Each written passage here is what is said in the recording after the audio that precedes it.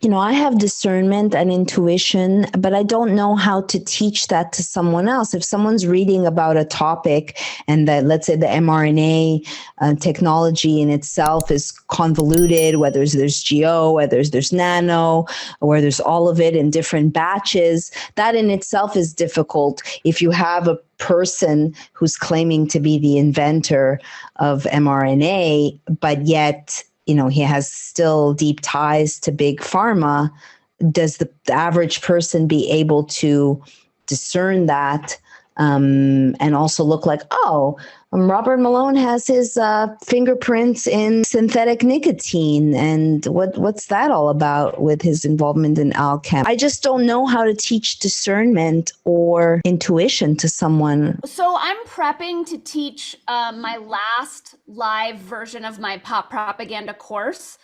But just yesterday I was revising it, and I'm revising it so that it's not just for teenagers, it's for adults as well, because the way I see it, like, that's our only fix, is to educate people as to the propaganda techniques being used to co-opt their attention and their consent.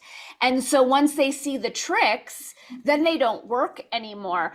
Honestly, it's the thing that gets me shadow banned the most is if I share anything about my pop propaganda book or my pop propaganda courses. Can we talk a little about that? Can you set the stage on what that's about? I started teaching homeschoolers, I guess, in 2021. And my first course was pop propaganda. And it was just teaching teenagers media literacy, critical thinking, what is the matrix, how it operates, and how language is being weaponized to control and manipulate. So that course inspired me to write the book, because I was using the Bernays book as my textbook, but that's just not fun for teenagers. So when I got zapped with the bioweapon at the end of 2021, I was like, great, I'll take myself offline and do an illustrated guide to propaganda. So that book features 37 tools, tricks, techniques that the social engineers use to attempt to manipulate us. And it's beautiful because it teaches us the patterns. And it's like, as a journalist, I'm guessing you work similarly. It's like,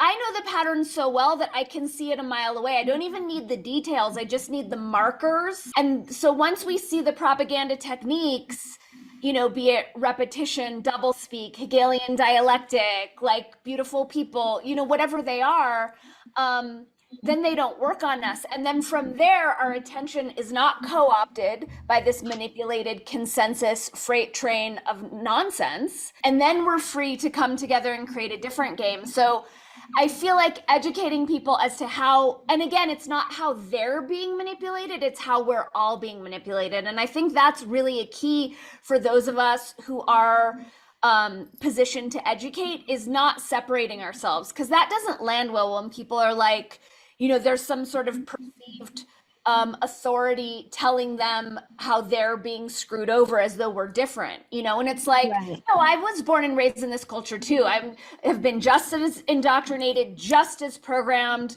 The attempts to manipulate the masses are being bestowed upon me as well. And so I think there's something very equalizing and unifying in that, instead of me saying, well, here's what they're doing to you, but I know better. It's not the case. It's all of us who are being snowed by this sham.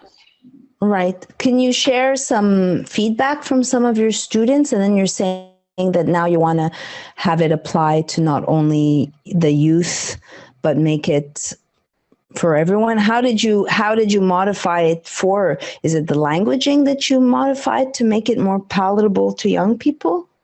Well, it was simply like an invitation. So, obviously people were really, homeschooling has gotten a huge uptick based on what has been going on. So homeschooling cooperative in New York had reached out to me and asked if I would teach. And at that time, it seemed to me that teaching teenagers about propaganda was the most important thing that I could share with them. What was interesting was, when I'm teaching students, adults, teenagers, it doesn't matter. I'm never saying think what I think. I'm saying learn how to think for yourself.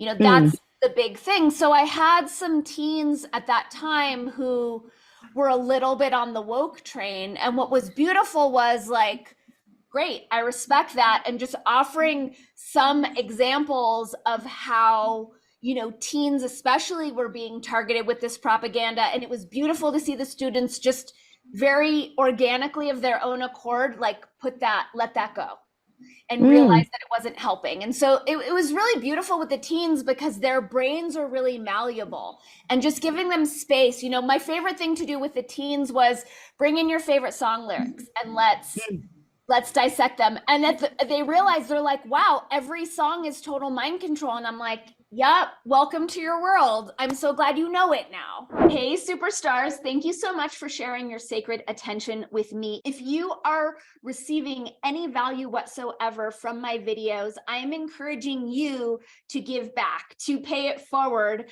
by supporting me on my Patreon community, on my locals community, on both. Your support allows me to keep on keeping on and to keep making content like this. It used to be much easier back in the days of a free press, but now given all of the censorship and the shadow banning, it really is challenging for content creators to continue to put out so much work. I'll just speak for myself.